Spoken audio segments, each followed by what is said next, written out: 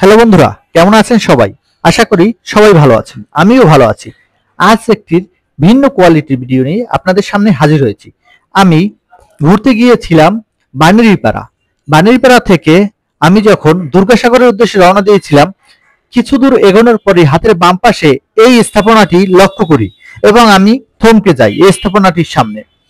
স্থাপনাটি এতই সুন্দর দেখে আমি মুগ্ধ হয়ে যাই। এরপরে চিন্তা করি যে আপনাদের সাথে শেয়ার না করলে এই স্থাপনাটি আসলেই আমার কাছে খারাপ লাগবে এবং আপনাদের আমি দেখাতে পারবো না। এটি আমার কাছে অত্যন্ত খারাপ লাগবে, যার ফলে আমি ঢুকে পড়ি এই স্থাপনাটির ভিতরে। এই স্থাপনাটি আসলে একটি ঈদগাহ মাঠ, যা আপনারা টাইটেল দেখে বুঝে ফেলেছেন। এটি বানেরীপাড়ার উপজেলার একটি ঈদগাহ মাঠ। দেখুন না, মন মানসিকতা ভালো থাকলে কত সুন্দর করা যায়। একটি ঈদগাহ মাঠ যে এত সুন্দর করা সম্ভব, এটি আসলে আমি না দেখলে কোনোদিন বিশ্বাস করতে পারতাম না। এর কাজ এখনো সম্পূর্ণভাবে শেষ হয়নি, তারপরও আমি আপনাদের চেষ্টা করছি স্থাপনাটি সম্পূর্ণরূপে এলাকাটি দেখানোর জন্য। দেখুন, চারিপাশে সবুজ আর সবুজ, সবুজের বুকে একখণ্ড মাঠ, সেই মাঠে একটি ঈদগাহ মাঠ স্থাপন হয়েছে। চারদিকে বেষ্টনী বেষ্টিত, কত সুন্দর মনোরম পরিবেশ সে এই ঈদগাহ মাঠটি। দেখুন না বন্ধুরা, দেখার মতন একটি ঈদগাহ মাঠ। আসলেই এখানে ঈদে যারা নামাজ আদায় করবে, আল্লাহ তাআলার নাম স্মরণ করে নামাজ আদায় করবে, তারা আসলেই তাদের মন মানসিকতা ভালো হবে, এটা আমি বিশ্বাস করি।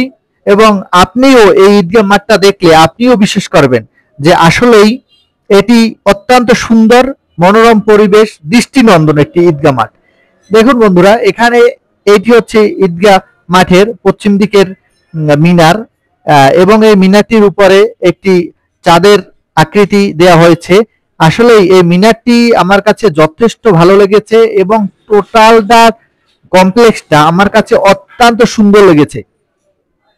প্রথমে যে গেটটা ঢোকার যে গেট, সেই গেটটি দেখলেই মনে হয় যে আসলেই এটি সুপরিকল্পিত ঈদগাহ মাঠ এবং 100% এটি ভালো লাগার মতন একটি ঈদগাহ মাঠ।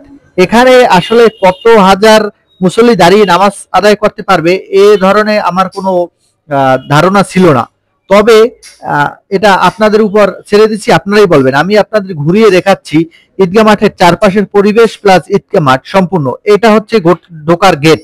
গেট থেকে ঢুকলেই হাতের বাম পাশে একটা টোলঘর, বাম পাশে একটা টোলঘর, যেটি সম্পূর্ণ পানির উপরে অবস্থিত। দেখেন, তার চারপাশটা আমি দেখাচ্ছি সবুজ আর সবুজ। এত সবুজের বুকে একখণ্ড ঈদগাহ মাঠ আসলেই প্রশান্তির ছায়া এনে দেবে যারা নামাজ আদায় করতে যাবে ঈদের দিনে তাদের মনে, এটা আমি বিশ্বাস করি।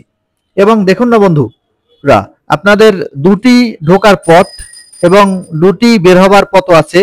তার দুপাশে আছে দুটি পানির উপরে টোংঘর, যেখানে বসে গল্প গুজব সহ আনন্দ ফুর্তি করা যাবে এবং আপনাদের জরুরি আলাপ অথবা একটু বিকেলে স্বাচ্ছন্দ্যে বসে সময় কাটানোর উদ্দেশ্যেই হয়তো এই দুটি করা।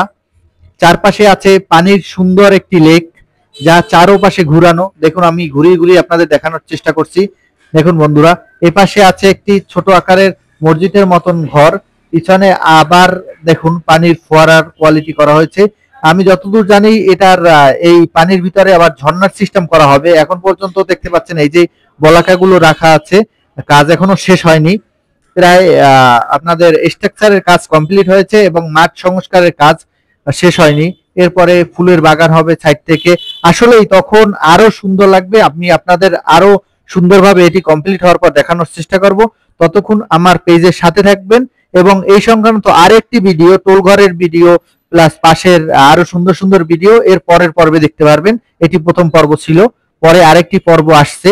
দেখুন, আমরা ড্রোনটি নামানোর চেষ্টা করছি, যেহেতু আমি 2 পর্বে করব। এই পর্ব আজকের মতো এখানেই শেষ করছি। আমার ভিডিও যদি আপনাদের ভালো লেগে থাকে তাহলে অবশ্যই লাইক কমেন্ট শেয়ার করতে ভুলবেন না। পাশে থাকবেন, আমাকেও পাশে পাবেন। ওকে বন্ধুরা, টাটা বাই বাই। আজকের এ পর্যন্তই, এই বলে বিদায় নিচ্ছি। সাথে থাকবেন, সাপোর্ট করবেন। আপনাদের সাপোর্টই আমাকে সামনের দিকে এগিয়ে নিয়ে যাবে, এই প্রত্যাশায় আজকের মতো এখানেই বিদায় নিচ্ছি। ওকে বন্ধুরা, টাটা বাই বাই।